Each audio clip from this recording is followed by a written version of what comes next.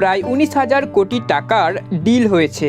পরবর্তীকালে এই infrastructure use করেই 5Gতে আপগ্রেড করা যাবে। সমগ্র ভারত জুড়ে 4G ও 5G পরিষেবা প্রদান করার জন্য বিএসএনএল প্রায় 1,12,000 টাওয়ার্স স্থাপনের কাজ করছে। বিএসএনএল এর 5G পরিষেবাও চালু হয়ে যেতে পারে।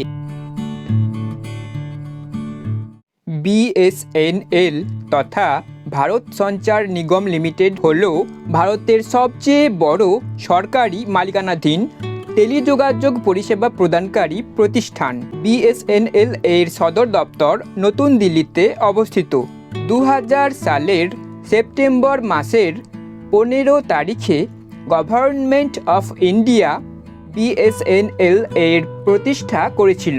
ভারতের কিছু কিছু জায়গায় বিএসএনএল 4G সার্ভিস শুরু করেছিল 2019 সালের জানুয়ারি মাসে, যেমন বিহার, উত্তরপ্রদেশ ও ঝাড়খণ্ডের কিছু কিছু সিটিজ ও টাউনসে। তবে সমগ্র ভারত জুড়ে ভারতীয় প্রযুক্তিতে 4G সার্ভিস লঞ্চ করার জন্য বিএসএনএল এর সঙ্গে টিসিএস তথা tata consultancy services, Tejas networks এবং গভর্নমেন্ট ওন্ড আইটিআই এর মধ্যে প্রায় 19,000 কোটি টাকার ডিল হয়েছে।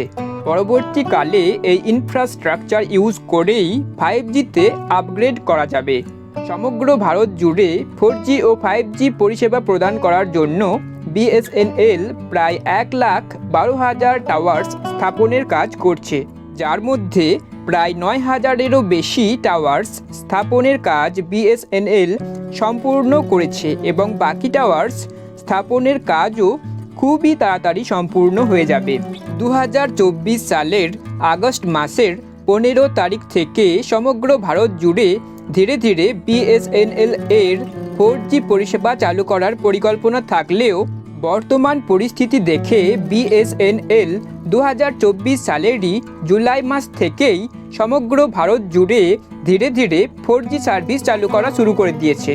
আগামী 6 মাস পর থেকেই অর্থাৎ প্রায় 2025 সালের প্রথম দিকেই বিএসএনএল এর 5G পরিষেবাও চালু হয়ে যেতে পারে।